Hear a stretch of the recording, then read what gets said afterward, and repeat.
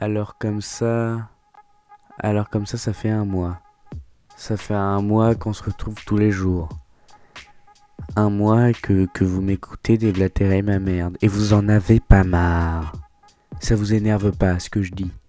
Que je me répète tout le temps, que je parle comme un coach de développement personnel sur Instagram qui vend des formations à 120 € la vidéo.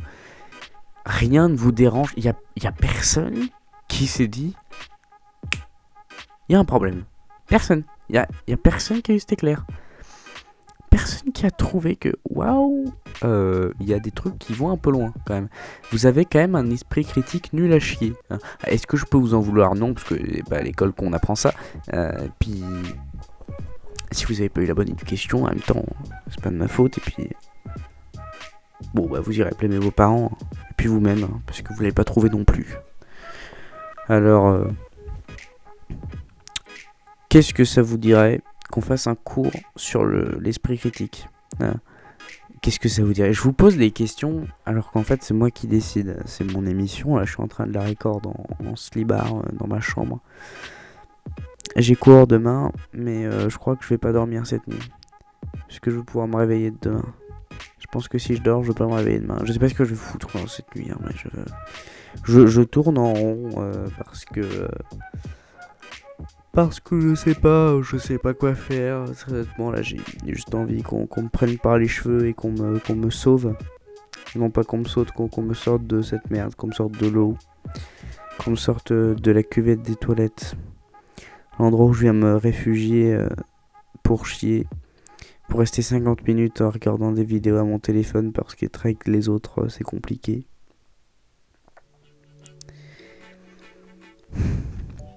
Après, je préfère ça plutôt que de séparer les gens de catégories, les normaux, les névrosés, les fades, les gens excités, les caissiers, les artistes, les professionnels, les professeurs, les banquiers, les comptables et les croque-morts. Et pour qu'à chaque fois, on les catégorise en faisant subir un traitement de faveur qui est différent. C'est un petit peu comme ça que ça fonctionne le racisme, hein, et l'intolérance en général, les sous-métiers artistiques, les sous-métiers trop normaux, trop classiques, qu'on dit que c'est que pour les gens qui sont débiles. Bah ça me fait plaisir. En tout cas, moi si c'est pour être dans ce monde-là, je préfère être considéré comme débile. De toute façon, débile ou pas, c'est pas un test de QI qui va dire si t'es intelligent ou pas. Il y a plusieurs sortes d'intelligence. Et intelligente aussi, mais c'est pas la question. Tu peux prendre des gens qui auront une connaissance illimitée sur un domaine, qui connaîtront tout, mais qui n'ont pas intégré que quand tu parles à quelqu'un pour la première fois de la journée, il faut que tu dises bonjour. Et que quand la personne a fini de te rendre un service, il faut dire merci. Et pas attendre qu'on te dise de rien. Parce qu'en fait, c'était pas rien. Et souvent, j'entends ça qui se répète dans ma tête et je vais juste marcher en ville pour aller nulle part. Je vais faire 50 minutes de tram, plus 20 minutes à pied de descente, sous la pluie, dans la boue, en short, avec un casque Jiffy qui prend la flotte. Et puis je marche. Puis je me retrouve en centre-ville la nuit. Déjà, je me rends compte qu'il faut rentrer. Puis en plus, je sais pas quoi faire. Parce que je peux pas me poser aller prendre un verre, y a plus rien d'ouvert. Les balades, je les ai déjà toutes faites 50 fois. Puis j'ai pas envie d'en tester de nouvelles puisque je vais rester dans ma zone de confort. C'est un cercle vicieux un petit peu ce truc, je me renferme sur moi-même. Hein. Et puis après je me mets à courir. À fuir, toujours fuir. Vers ce petit bout de terre qu'on appelle une utopie. Vers cette petite île qui nous paraît assez petite pour nous épargner de la généralité conne habituelle parce qu'il y a des bons gens qui ont décidé d'aller vivre là-bas. Il n'y a que des bons gens qui ont eu cette intelligence. Que des gens un minimum intelligents et pas assez cons pour être des connards. C'est pas grave de fuir. On nous a dit tout le temps que c'était mauvais, mais je t'assure que c'est pas si grave. Viens on y va, cette petite île. Viens, toi t'y vas à ton île, tu suis personne. Tu fais ça pour toi, de toute façon t'as qui? Je veux dire, à part deux potes hypocrites Qui est-ce que tu as? T'as personne. Alors vas-y, qu'est-ce que tu attends? On est à quoi près? On est à rien près. Il n'y a rien qui dépend de nous. On a aucun projet, aucune lancée, aucune ligne directrice. On n'a rien. Allez, prends-le ce billet d'avion, putain. Quoi? Comment ça va te coûter le quart de ce que t'as sur le compte en banque? Mais t'as plus besoin de ton compte en banque. Tu vas faire ce que tu veux. Et puis franchement, le quart, c'est-à-dire quelques mois de salaire pour gagner des années de bonheur. Moi personnellement, je dis pas non. Après, peut-être parce que je travaille pas, je suis un gros branleur, mais c'est pas la question.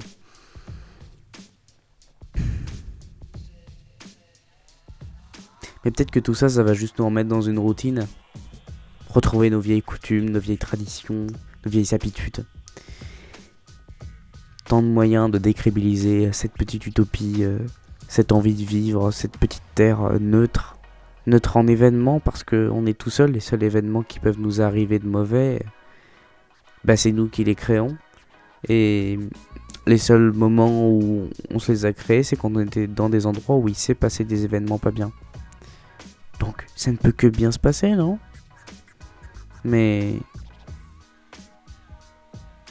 comment on sait que c'est le bon endroit? Je pense qu'on peut le sentir. Mais après on se dira que c'est trop loin, qu'on n'a pas le courage. Mais trop loin de qui? On n'a personne. À part des gens qui nous ont donné envie de mourir, qu'on pourrait appeler en Skype en plus. Mais dans la culture, on a un père, une mère dans un monospace Renault, un chien couleur chocolat, dans une maison en banlieue pavillonnaire, le goût vomitif de la pasta box tiède mal réchauffée du midi, les lignes d'un tableau Excel imprimé sur le visage qu'on voit quand on ferme les paupières en fin de journée, les crédits qui nous font nous engager dans des remboursements pendant des décennies, qui nous obligent à continuer sur cette lancée et à ne jamais rien tester d'autre, l'administration qui rend tout ça beaucoup plus compliqué. Petits problèmes de merde, les enfants qui gueulent après qu'on ait fini notre journée, qu'on veut juste se reposer. Mais qu'est-ce qu'on a fait? Qu'est-ce qu'on a fait? On a fait des enfants. C'était pour les allocs, pour acheter le monospace, pour pouvoir conduire nos enfants. On est débiles. On n'aurait pas pu y penser avant. Ça fait depuis 20 ans là quand même. Puis les parents là aussi. Les parents, non, mais regarde-nous, regarde le poids où on en est. Regarde le poids qu'on est pour nos enfants et pour nous-mêmes. On n'a rien réussi, on a tout raté. C'est un fiasco tout ça. Tout est planté, tout est foiré, tout est parti en steak. Tout ça c'est de la merde. C'est de la merde tout ça. Je vais aller boire pour oublier Je vais aller boire du coca, la névrose. La névrose que je noie là-dedans. Je sais même pas ce que c'est, elle a même pas de nom, faudrait que je l'appelle Thomas. Je vais me remettre à douter, c'est peut-être ça ma névrose, douter de la légitimité de l'existence même et du réel. Qu'est-ce qui est légitime d'exister, d'être réel? Qu'est-ce qui définit ce droit?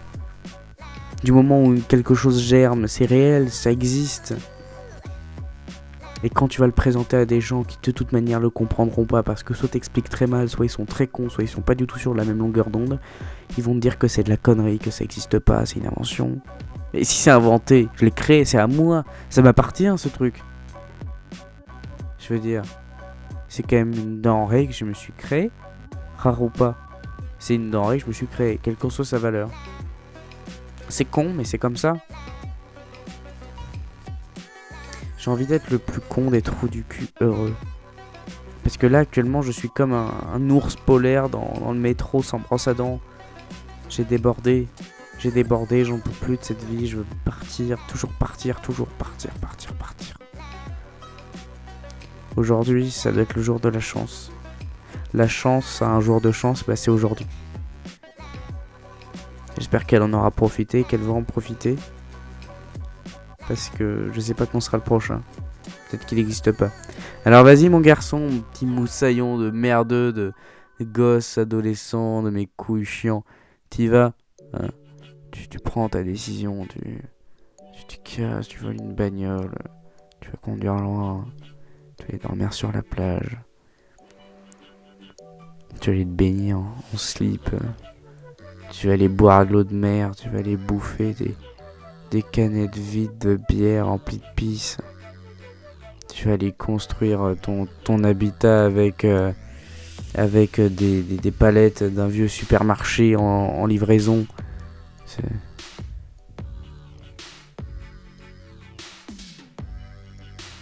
Est-ce qu'on a envie de tout ça? Est-ce qu'on a envie de vivre comme ça? Est-ce qu'on a envie que tout ça, ça se finisse comme ça? Qu'on finisse comme on est? Parce qu'on peut crever, hein. On va crever dans tous les cas. Je veux dire, on peut crever bien plus vite que prévu. Et demain, ça peut être la fin, hein. C'est ça qu'on aurait voulu. C'est ça qu'on aurait voulu quand on sera mort, qu'on se regardera le nombril comme d'habitude et qu'on se dira merde, putain, merde. Et ce qui est chelou, c'est qu'en fait, on n'attend pas du tout d'être mort. C'est-à-dire qu'on le fait déjà, hein. Et pourtant, on a le pouvoir de tout changer, mais on ne fait rien. Je veux dire, on a un salaire. Ça suffit, non? On a une épargne. On a un PEL et une secrétaire. On est juste là dans notre lit.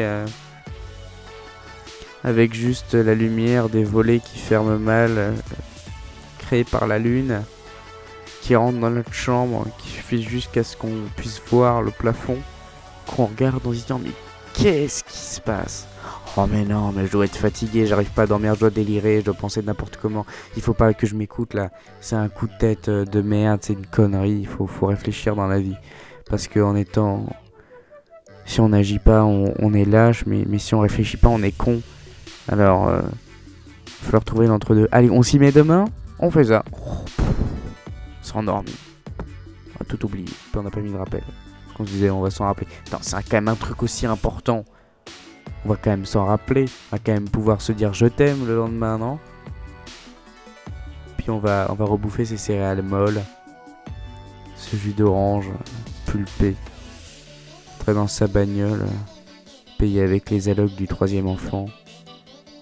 Le remplir de diesel qui est en train de disparaître. Acheter des bières bon marché. Pour faire la fête avec nos voisins qu'on déteste. On passe notre temps à critiquer une fois qu'ils sont partis. Donc on réinvitera le dimanche prochain autour d'un barbecue. Avec de la viande dure, molle, pas tendre du tout, pourrie, périmée, dégueulasse, imbibée à l'eau, qui coulera venant éteindre notre barbecue quand ce sera assez chaud pour tout faire sécher. Tu nous as bien cassé les couilles, hein, toi. Hein. T'as été un client compliqué. Tu me dois 45 €, mais tu me dois un like. Mais maintenant ça va. T'as changé, t'as pris tes décisions. T'as fait ce qu'il fallait. T'es resté dans le même mood, t'as rien changé. T'as fait ce qu'il fallait. Comme un bon conseiller d'orientation, je te réponds que t'as fait ce qu'il fallait. Bravo, félicitations.